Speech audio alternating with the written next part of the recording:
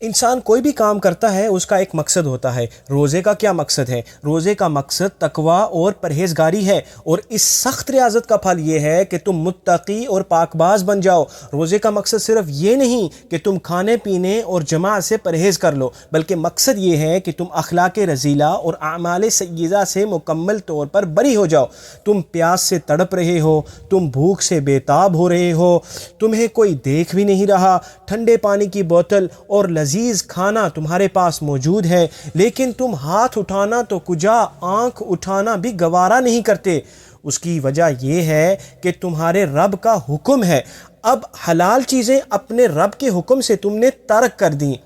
تو وہ چیزیں جن کو تمہارے رب نے ہمیشہ ہمیشہ کے لیے حرام کیا ہے، مثلا چوری، رشوت، بددیانتی، جھوٹ وغیرہ، تو ان کو یقیناً چھوڑنا پڑے گا، اور تم روزے کی برکت سے انشاءاللہ چھوڑو گے۔ یہی تقوی ہے اور یہی تقوی کا تقاضا ہے، یہی روزے کا اصلی مقصد ہے۔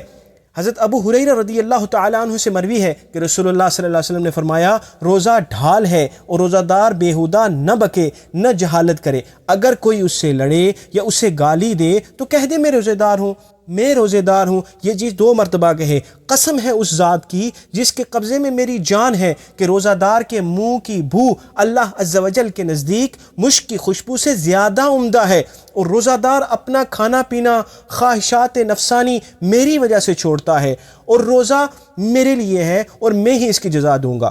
اور نیکی 10 گنا تک ہے۔ ہمیں پتہ چلا کہ روزہ دار کے لیے جہنم سے ڈھال ہے، یعنی جہنم سے بچانے والا ہے۔ نمبر 2، روزہ دار کے منہ سے بھوک اور پیاس کی وجہ سے جو بو آتی ہے، اللہ تعالیٰ اسے مشک کی خوشبو سے زیادہ پسند فرماتا ہے۔ نمبر 3، اللہ نے روزے کو اپنی طرف منسوب کیا ہے، یعنی روزہ خالص میرے لیے ہے۔ نماز، حج، زکوٰۃ، ان میں کوئی نہ کوئی عمل ایسا ضرور پایا جاتا ہے جس سے دوسروں کو اس عمل پر مطلع ہونا لازم ہے، مگر روزہ ایک ایسی عبادت ہے جس میں کوئی ایسا فعل نہیں جس سے لوگ اس پر مطلع ہوں۔ پھر تنہائی میں ایسے بے شمار مواقع ملتے ہیں کہ اگر انسان کھا لے تو کسی کو خبر نہیں ہوگی، اس لیے فرمایا کہ روزہ خالص میرے لیے ہے اور میں ہی اس کی جزا دوں گا، اور اس کی جزا کیا دے گا، کتنا دے گا، وہ رب کریم جانتا ہے۔ نمبر 4، اس حدیث پاک کے ذریعے نبی کریم صلی اللہ علیہ وسلم نے ہماری تربیت فرمائی کہ ہم حالت روزہ میں اپنے شب و روز کیسے گزاریں،